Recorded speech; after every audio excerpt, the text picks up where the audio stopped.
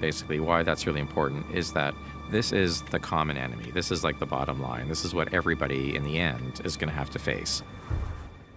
Happy New Year, everybody. So we have a whole bunch of Game of Thrones to talk about. Even though it's the holiday, there's a bunch of stuff happening behind the scenes. There are some new cast members as well as returning cast members that we weren't sure if they were coming back for a very specific storyline in the North, as well as some of the bigger cast members talking about the actual ending and George R. R. Martin's holiday greetings. So if you are finding me for the first time, I do Game of Thrones every week. Be sure to subscribe to get everything. And I'm also doing a book giveaway that I'll explain at the end of the video. Starting with the bigger characters first, if you remember during Season 7, Episode 1, we met Alice Karstark and Ned Umber, sort of the sons and daughters of the disgraced houses that they had defeated during the Battle of the Bastards. There was this big argument about what to do with them. Sansa wanted to grant their lands to people that actually fought for them at the Battle of the Bastards rather than against them. Jon didn't want to hold these young people accountable for the sins of their father. That'll probably come into play when they find out that he's a secret Targaryen. But here's where it really gets fun. So also granting them their lands back because they also just happen to be directly in the path of the Night King in the Army of the Dead as they slowly wind their way south to Winterfell. But even if you haven't been following the production and you've been more focused on what's going on with King's Landing, the Army of the Dead has to physically march south through Winterfell to get to the south. The Night King can fly wherever he wants because he has Viserion. But the actual army itself snakes its way south as it grabs as many bodies as possible, added to the Army of the Dead. So you look at the map of the North here and you say, ooh, R.I.P. Ned Umber, R.I.P. Last Hearth, because it's the first big hold between Eastwatch and Winterfell. But the Carhold is way over here on the East Coast, and we know that Miguel Sapochnik isn't directing an episode till episode 3, which sounds like it's going to be the second battle for Winterfell.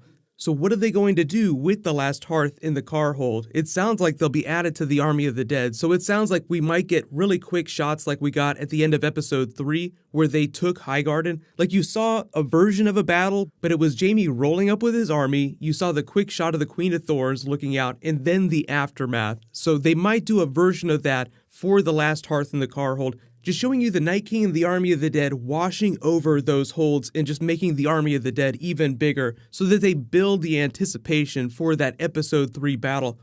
So we haven't talked about the Dreadfort, but it's also kind of in this path here. If they snake down through the Last Hearth, go east to the Carhold, then down around the Dreadfort and straight to Winterfell. Now there's Hornwood, there's Ramsgate, there's Widow's Watch, White Harbor, all these places down here. So just don't be surprised if the rapid transit system of Westeros is in operation, because the Army of the Dead would take weeks and weeks to march from different place to place, but it sounds like it's really only going to be about 2 episodes before they make it to Winterfell.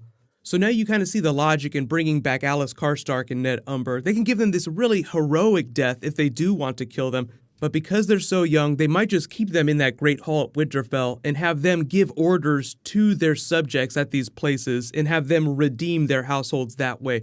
The only other reason to have a lot of scenes at those places like the Last Hearth would be if that's where Tormund and Beric show up, because I think we all expect that they've survived. So they could show up there, they could show up at Castle Black, or rapid transit style, they could just wind up at Winterfell at the end of the second episode, because if they're going to have a big battle in episode 3, it sounds like they're going to want to have all their characters there by that time. But just remember, even though you have all the stuff that's happening in the North before you ever get to a battle at Winterfell, there's only going to be 6 episodes, and Miguel Sapochnik is directing that 3rd episode.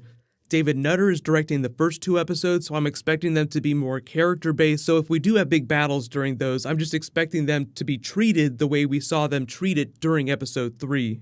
We did find out about an Irish actor that's playing a new character called Fergus, so it sounds like he's going to be a northern character. We don't know who he's playing, he's not somebody from the books, so he might just show up at Winterfell. They have cast a number of new minor characters for scenes up at Winterfell just because they're going to be spending so much time there, but we don't know exactly what's going to be happening outside of the battles and outside of the main character reunions.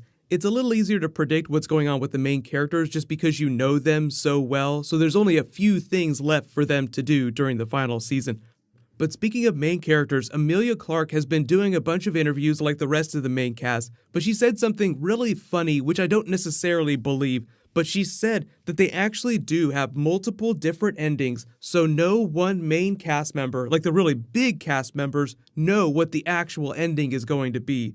The reason why I don't think that's true is because Dan and Dave knew what the ending of Game of Thrones was going to be a couple of years ago. Like, they had a plan, they've been following that since then. So even though like little minor things change within scenes, like, oh, this isn't working, we need to change the dialogue a little bit, the really big signposts, like your ending, your big action set pieces, those were determined a long time ago, and they used to party with the main cast members a lot, talk about what the future of their characters were. So it's very possible many nights drunken years ago, they talked about the future of the show with the cast members. So even if like there's little dialogue changes in that final episode, most of the main cast members who are paying attention to that kind of stuff have an idea for how the show is going to end.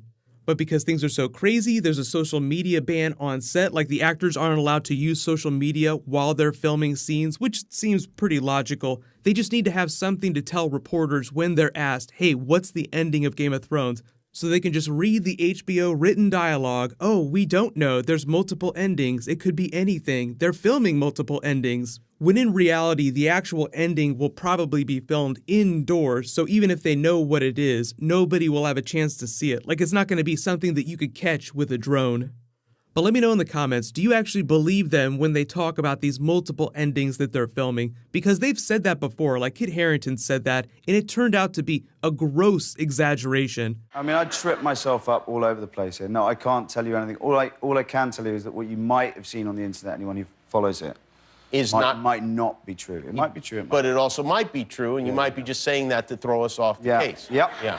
How many fake scenes were you personally involved in? 3. 3? 3 fake scenes. 3 fake scenes. How many hours did those fake scenes take to shoot? About 5 hours each. Really? Yeah. What a pain in the ass.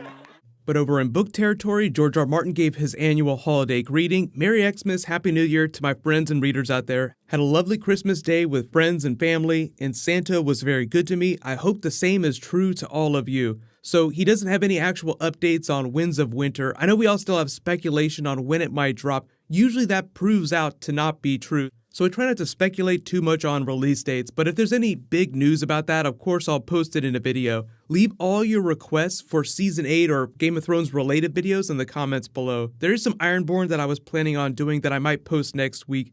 So Happy New Year, everybody. I'll say congratulations to the latest book giveaway winner, Suma King. Please private message me so I can get your contact details. There was a new round in this video. All you have to do to enter is just be a subscriber and leave a comment on the video. I'll name a winner when I post new Game of Thrones.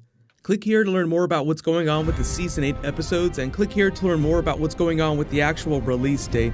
Thank you so much for watching. Everybody stay awesome. I'll see you guys tonight.